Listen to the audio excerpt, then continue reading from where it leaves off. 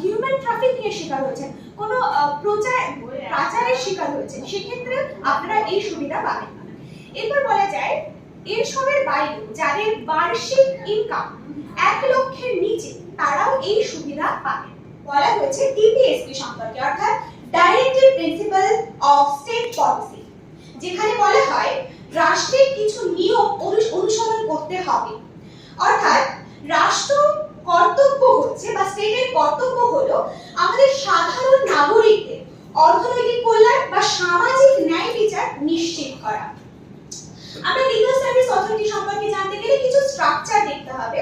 এখানে মেইন 3টি স্ট্রাকচার আছে। ফার্স্ট ইজ নালসা, অর্থাৎ ন্যাশনাল লিগ্যাল সার্ভিস অথরিটি। এটি একটি অ্যাপেক্স বডি, অর্থাৎ সর্বকিছুর ঊর্ধ্বে এটা। এরপর আসে সালসা, অর্থাৎ স্টেট লিগ্যাল সার্ভিস অথরিটি, অর্থাৎ স্টেট লেভেল হাইয়েস্ট বডি। এটা সমগ্র স্টেটে এর উপস্থিতি রয়েছে। আর এরপরে আসে DLSA, district legal service authority. আজ যে অ্যাওয়ারনেস ক্যাম্পটা আয়োজিত করা হয়েছে, এখানে ডিএলএস এর একটি বিশেষ ভূমিকা রয়েছে। কোলাবোরেশনে রয়েছে আমাদের নৈশুয়া এবং মোল্লারপুর পুলিশ স্টেশন। এই ডিএলএস এর পর আছে তালুকা লিগ্যাল সার্ভিস কমিটি। এখানে এটি সব সাব ডিভিশনে রয়েছে। এবার এতক্ষণ ধরে আমরা জানলাম লিগ্যাল সার্ভিস অথরিটি সম্পর্কে। এবার আমাদের বুঝতে হবে এদের কাজটি কি। Why legal service authority?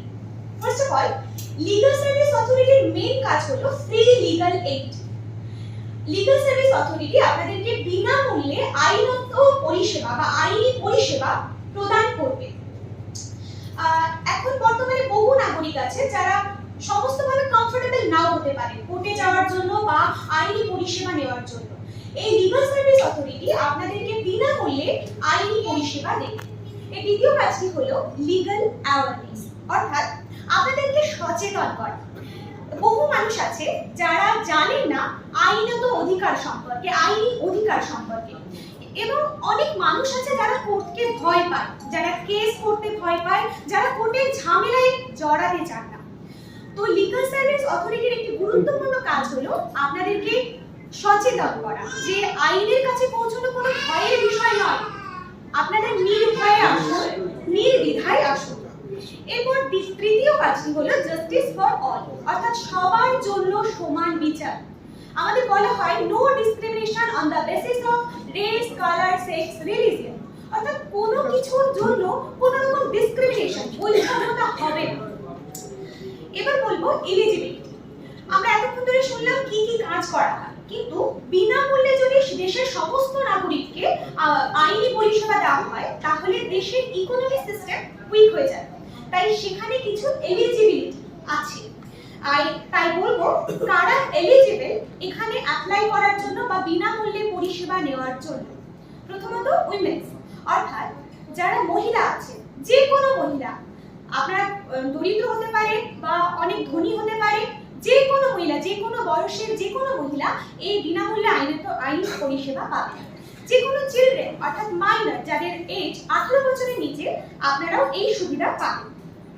এরপর আসে যারা এসসি এসটি কাস্ট থেকে আছেন, অর্থাৎ তপশিলি জাতি উপজাতি, আপনারাও বিনামূল্যে এই সুবিধা পাবেন। যারা কোনো রকম প্রাকৃতিক দুর্যোগের শিকার হয়েছে, যে কোনো রকম দুর্যোগ, ভূমিকম্প, খরা, যে কোনো সুবিধা দেওয়া হবে। যারা হিউম্যান ট্রাফিকিং এর শিকার হয়েছেন, কোনো পাচারের শিকার হয়েছেন, সেক্ষেত্রে আপনারা এই সুবিধা পাবেন।